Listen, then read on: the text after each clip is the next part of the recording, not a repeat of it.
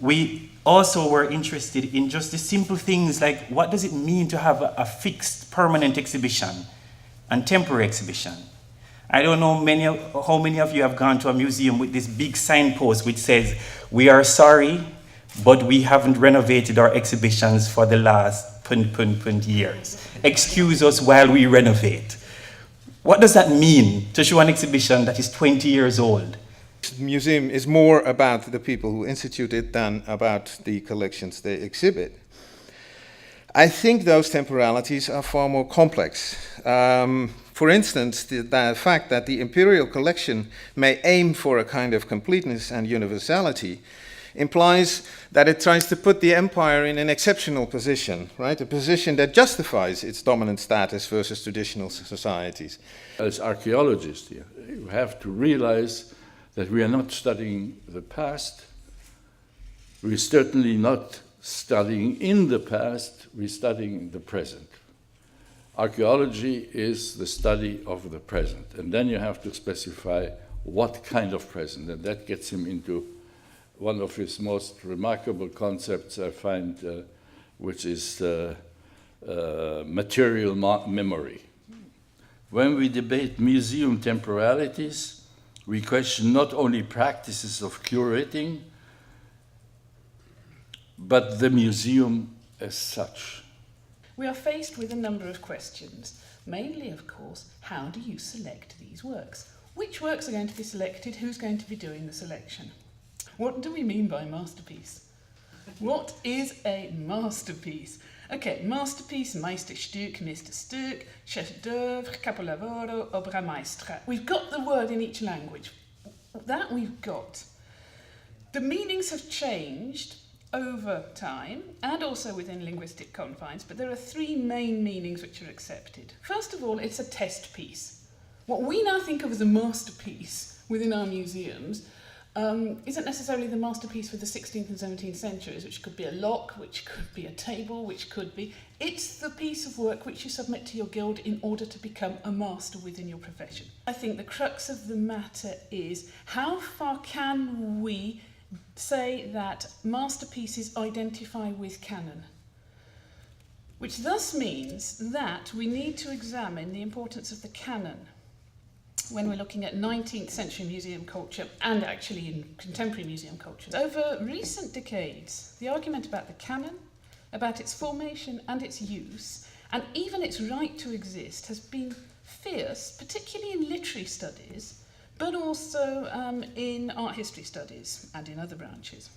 What exactly happens when visitors encounter such provocative representations of human origins in museums? How do they make sense of them and integrate them into their identities? And what set of tools, whether pop cultural, intellectual, religious, racial, political, what have you, do visitors bring with them to exhibitions? And how do these things interact with what is being given to them? And so this is fundamentally where my interests lie, the cross-pollination between museums and other forms of enculturation. And in my experience, museums often try to insulate themselves from other media without addressing how influential the cultural stories external to the museum are to visitors' understanding of museum exhibitions, particularly stories that influence perceptions of visitors' own identity, heritage, and ancestry. How do museums deal with the tensions between the past-oriented and future-oriented aspects in their work and missions? So museums are associated with the past, but their mission is also oriented to the future. They have the mission to preserve the collections for future generations and also making a relevant discourse for today.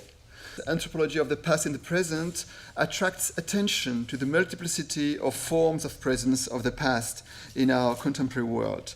It is not only in discourses and histories, but also reconstitutions, monuments, categories, languages, eating practices, and so forth. If the museum is trying to address the contemporary world, it has to address the fact that the contemporary world is constantly changing. So this makes it difficult for the museum to be contemporary because, as he says, a major difficulty would still arise from the rapid changes now taking place in primitive cultures. How will we address contemporaneity? Let's call a contemporary artist. And it's a strategy because at the same time it is the museum, but it's also there is a claim of irresponsibility. The artist, we all know, is irresponsible.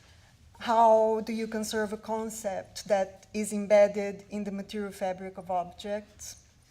How do you make sure that material considered sacred is treated with the respect it deserves? And how you can conciliate market trends, financial values, and artist's intention. Both indigenous and contemporary art are, of course, usually embedded in complex networks of meanings and values. Both fields are immensely broad, very difficult to define, and permeated by tangible and intangible productions. The collections are characterized by extensive ranges of organic and inorganic materials. In both cases, materials have been increasingly being replaced by modern counterparts, especially in the last few decades. On the exhibition's audio, I heard Kiefer saying that after he paints a canvas, he takes it outside his studio and he leaves it there for a couple of years. According to him, the painting continues to do its thing. So that is, it has to start deteriorating before he considers the painting ready for display. Does it matter if we stop the deterioration, so if we stop the decay? Another successful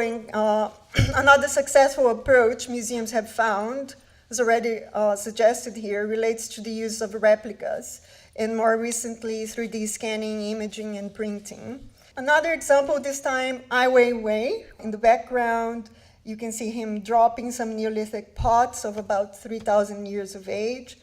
And then the other pots in the foreground,